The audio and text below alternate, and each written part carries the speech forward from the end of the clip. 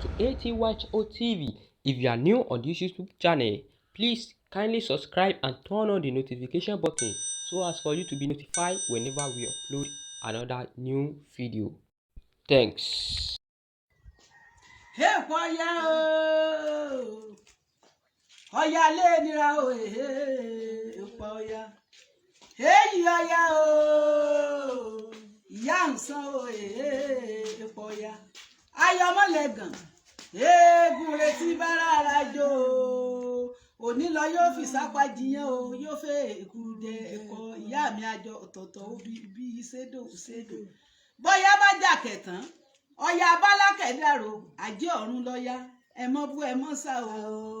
àjẹ́ ọ̀run lọ́ya ẹni tó dájọ́ ọdún ní sọdún o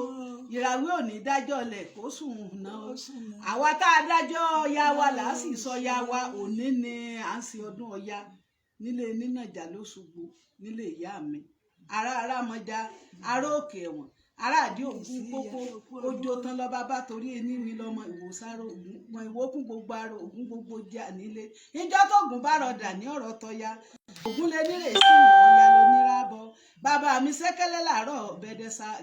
ságádá làárọ̀ bẹẹrì láìsí enírè àròkọ láìsí enírè àyẹnì láìsí enírè tí gbọdọ ń gbé ẹrú ṣáájú Àbẹ̀kẹ́ ògún roro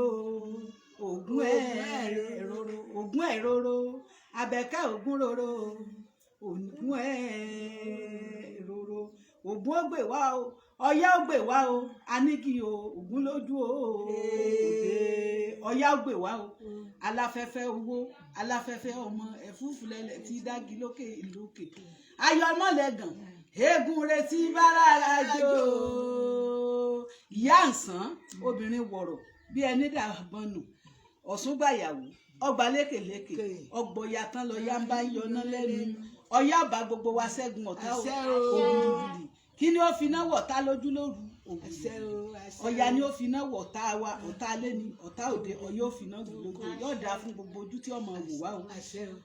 aṣọdún ọdún ni àtúnṣe tẹ̀mí gbogbo àwọn ọmọ òrìṣà mi tí ń bẹ l'Amẹ́ríkà ní London ní Germany ní yóò dáa fún gbogbo yín o àdúrà gbogbo wọ́n gbà o aṣọdún ọdún ni àtúnṣe tẹ̀mí agbérapá àlọ́lé náà jànú àlọ́re àbọ̀ rẹ o gbogbo bí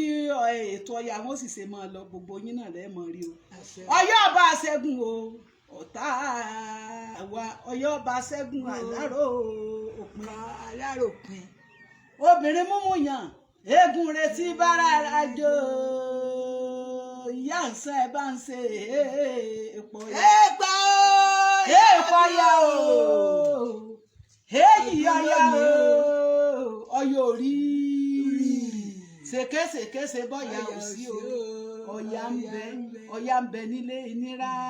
ìyá mi ń bẹ lọ́dọ̀ ọkọ òṣò ẹjẹ àjọyà fún Ṣàngó ní araba ń bí ntọ́ bá lè dà kọ́dà fún èyí Ọya o èèpọ̀ Ọya o ìyá ǹsán o èyí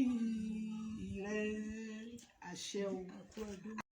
You are welcome to Atyho TV. If you are new on this YouTube channel, please kindly subscribe and turn on the notification button so as for you to be notified whenever we upload another new video.